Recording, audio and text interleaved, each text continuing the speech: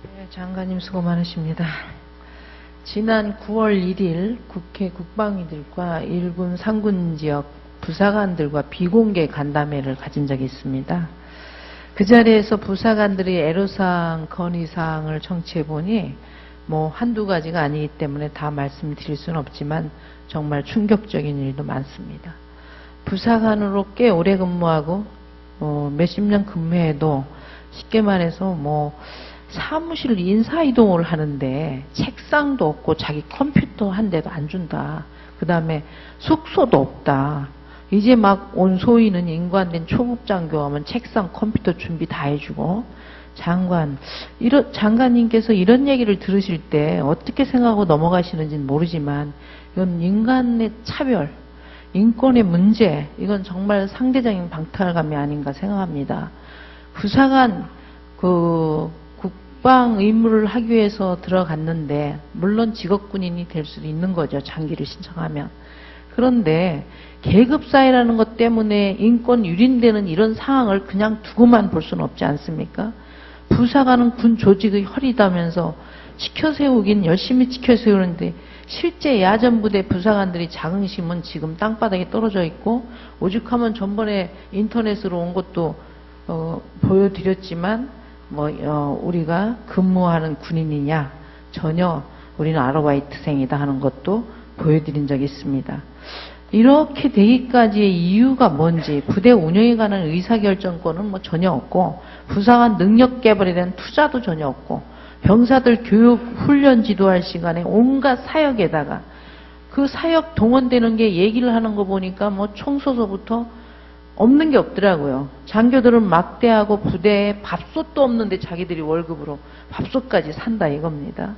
이게 지금 이런 상황인데도 불구하고 지휘관들이 부사관에 대해서 뭘 점검하고 있는지 병역 부조리 바로 잡겠다고 하지만 이 부사관 문제는 이게 심각한 문제인데 여기까지 들어보시고 어떤 생각이 드십니까, 장관님? 예, 항상 부사관들이 우리 군에서 하는 그러한 여러 가지 일에 대해서 합당한 대우를 하지 못하는 것에 대해서 장관은 마음 아프게 생각하고 있습니다. 이거는 더 중요한 게 장기 신청은 하늘의 별따기죠, 말 그대로. 그런데 부사관에 대한 차별 교육은 초기부터가 심각합니다. 물론 우리가 비교할 데가 없어서 사관학교가 비교했지만 연수 차이가 많겠지만요. 사관학교생들은 1년에 2억 5천만 원이 들어가요. 그런데 부사관 평균 1년을 기준으로 한다면 400만 원이 조금 넘습니다. 이건 사람 차별이 있을 수 있는 건지, 게다가 교육 컬러큐럼을 보면 이게 연수가 좀 다르기 때문에 1년에 평균 8시간 조금 넘어요. 리더십 교육이. 그 다음 병역 상담 교육이 8시간입니다. 저희 화면에도 나오지만 장교들은 188시간이에요. 그 해사도 마찬가지 135시간. 장교와 부사관의 차이가 이렇게 난다면 사병은 군대에 무슨 돼지 새끼 기르는 것도 아니고 막말이라고 느끼실지 모르지만 이건 심각한 차별이 아니냐. 이뿐만 아니라 군 사관학교는 화랑대 연구소도 있고 삼사관학교도 충성대 연구소도 있고 다 있습니다. 부설로.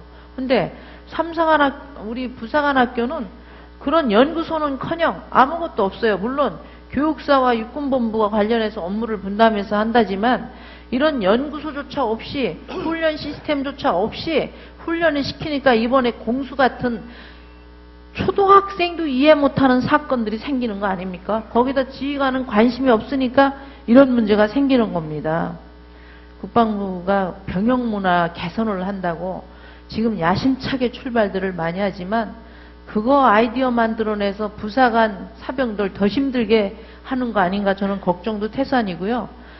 휴대전화 하나 주고 평일에 면회시키는 건요 방법론이지 혁신이 아니지 않습니까?